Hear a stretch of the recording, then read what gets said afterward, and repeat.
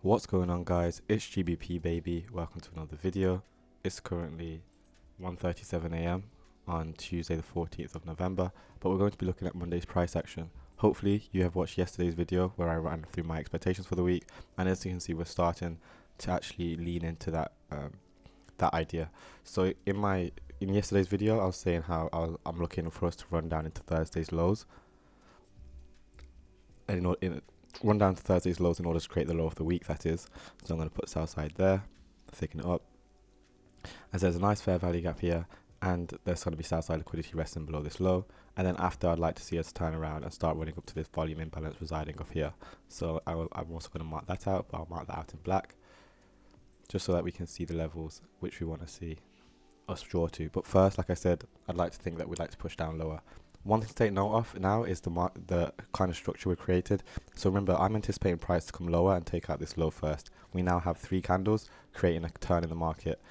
So 1, 2, 3, and then we can anticipate that this candle is going to be the one driving down into the sell side liquidity. When you have 3 candles at a turning point, as anticipated, just like I explained, we can now expect the 4th candle to be the run to liquidity, so the run to the sell side. So it'll be this sell side liquidity. So that's what I have my eyes on set for the new day.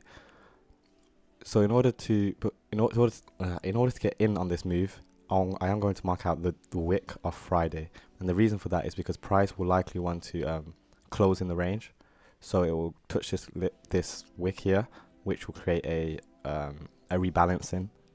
So when price returns back to this wick, it'll create a rebalancing, and then it would use that as a springboard to then push lower and, like I said, run towards the south side liquidity. That's what I'm anticipating to happen, and again, with high impact news releases, which we do have, I'm anticipating it to be quite aggressive movement and us to have quite large expansions. So that's all in line. Let me just get that marked out in blue. So now we have the wick, which I want to see us trade up to before we trade lower and run to the south side liquidity. Let's now drop down to the 4 hour, see what we can find. You'll see that we also have a nice 4 hour bearish order block here, and it's a breaker, high, low, higher, high. You can see this broke lower, meaning that this candle here as a whole is something to look for in terms of us to return to, which is in line with that. Remember that blue in line with that blue wick from the Thursday of last week. Was it Thursday or Friday? From the Friday of last week, right? This wick here, yeah, the Friday of last week. So it's in line with that, and then it's also in line with the 50% level of this fair value gap here. So if we draw out a fib here, you can see that the 50% level is being respected at this level. So when price does return up to it, we anticipate for it to act as resistance, strong resistance. So you see how all of these different hints are coming into play, and confluences in general that ICT has taught us.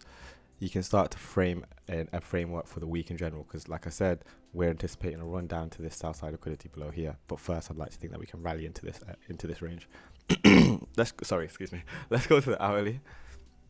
We have this nice swing high created that we're likely going to want to take either in the new day to create the high of the day, trade up, and then I'd like to see some resistance and a rush, like I said, down to this level here.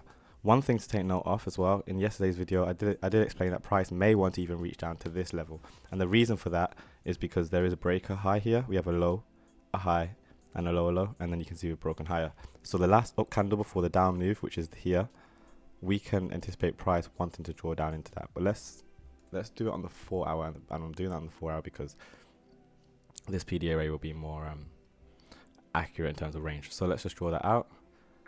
We can drag that out, and I'm going to make this one orange. Actually, let's make it red. And then when we drop down to the hourly, we can see now where price may want to reach down to like the lowest that we would see price running. But yeah, I'm expecting expansion down, lower. As I said in yesterday's video, make sure to go check that out. Let's mark out stay.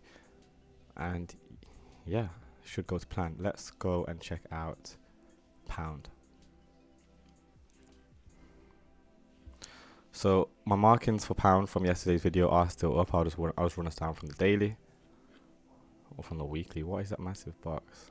Right, so this is the weekly fair value gap, as you can see. I was saying how I want the high of the week to be created within this range, respecting the 50% level. That's why I have it marked out. And then when we drop down the time frames, you'll start to see the liquidity that I want to see us run to before we eventually break lower and start moving lower on pound. The lows I'm aiming for on pound. Well, first we have to get through this bearish order block, but after that it'll be this low, this low, and then eventually start running into these lows, but that's going to take a lot of work. So for now, let's just go to the daily, and you can see that we traded higher on the Monday, just as anticipated, and we're running towards these relative equal highs, which are residing here, and this orange fair value gap on the daily. Yeah, so the daily price actually is suggesting that it wants to go and fill this imbalance, which is, and again, we're having the same kind of curve turn in the market. We've got 3 candles. When it forms like this, with the low of this being higher than the low of this, and then this being higher than the low of this, I don't know if that makes sense. There's a way that ICT explains it basically, which is which says that if we're expecting a turn here, which we have been, we can now anticipate a run up into the next buy side liquidity, which will be this swing high here. So with that in mind, guys, let's drop down to the 4 hour and have a better look at the liquidity. So the liquidity is actually residing below this, a lot above this high. Let me just get rid of that, and you can see how we moved higher today. I'd like to think that we can get a nice retracement to the breaker or into a fair value gap at least. That could then offer us a run up, like I said, into this buy side liquidity. So what I'm going to do, I'm going to mark out the buy side, which is going to be this swing high, and also the start of a fair value gap. That's where I'd like to see price reach to £1, and I am going to get rid of this massive weekly fair value gap in general because it's throwing me off. All I know is that I want to see us reach towards this buy side liquidity and potentially this breaker. It really depends on how bullish price is. So this will be, if it's overzealous, this will be its first target. And yeah, let's take a look at where we'd be considering entries. Let's drop down to the hourly, and we can see we've had a beautiful reversal here. Came down, run on stops here. So you can see sell side liquidity is being taken out there.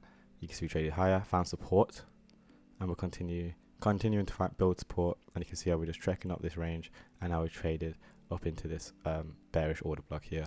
So what are we expecting now? Well, I'd like to think that we can get a nice entry on a breaker. Where was the breaker? Probably it's here.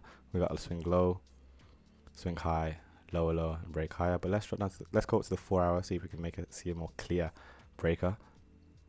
And you can see that here, low, high, lower low, and then we break higher. Why not this high? Why this high? Because this high has 2 short-term highs to the left and right of it. Here's one short-term high, here's another short-term high, and this is the breaker high. So what I'm going to do now is I'm going to drag that out, knowing that's the breaker high, and I want to see if price can come down to this level tomorrow to offer us a nice entry for an expansion to the upside. Now, the reason I say whether it's possible for it to do it is because it is, 1, quite a way down, 2, there is an inversion fair value gap, so we can draw that out, and you'll see that this is just below the 50% level of that, which again is supportive, but this is an inversion fair value gap delivered on the downside, upside. So now when we come back into this range, in general, I want to be buying maybe in this wick, preferably if it manages to get down to here. But yeah, let's see the 15-minute real quick, and you can see how much consolidation is here. Returning to this is clear consolidation, and it's not unusual for price to return to the original consolidation. And this, before this expansion, this is the original consolidation. So I'd like to think this range here will offer us a nice entry, like I said, and then we can start to look for this buy side liquidity to get tagged.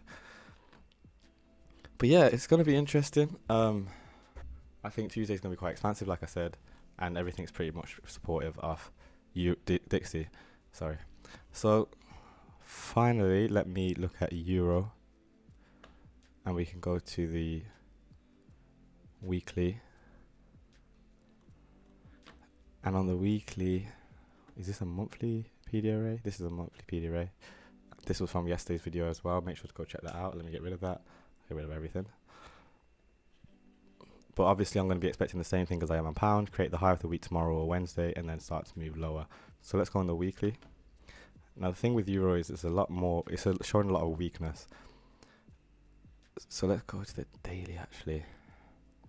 So if euro takes out this high, I'm not sure if it will do it, but there's not many PD arrays other than this fair value gap that I see euro wanting to trade to create the high of the week. And if we look at euro GBP as well, you'll see that euro is considerably weak. But I'm just going to draw that out as a potential reach. But generally speaking, it's perfectly possible that euro will only reach this 50% level. In which case, when it's time for the reversal, which I'm anticipating in terms of the reversal of the week, when it comes to that, euro will be the better pair to trade because it will be showing weakness if it fails to take out this high. Let me just add the other pairs just to show you what I mean, because this is quite complicated. So here we have GBP, and we know that we want GBP to run into the relative equal highs that we see here, right? So we know GBP wants to go up to that. We don't have that here on euro. On euro, we can see that these highs have already been tagged on this wick here, meaning that I want to see if this wick can continue to act as resistance on euro, whilst pound say takes out this buy side liquidity and euro and dollar moves lower. If that's the case, then when we do reverse, and when we do reverses and starting to hunt for the sell side, euro will be the better pair to trade because it's showing more weakness by failing to take out that high. So that's going to be everything. Let's quickly go down to a 15-minute. Where's the day start? Day started over here, came down, create the low, traded higher, and you can see we're slowly moving up to these levels here. Like I said, I'm not saying that price can't take out this swing high, because it's not like there's not inefficiencies, but yeah, euro's a bit of a sticky one. But that's going to be everything, guys. Thanks for watching. Don't forget to like, comment, subscribe, and join the Discord. And I'll catch you in the next one. Peace.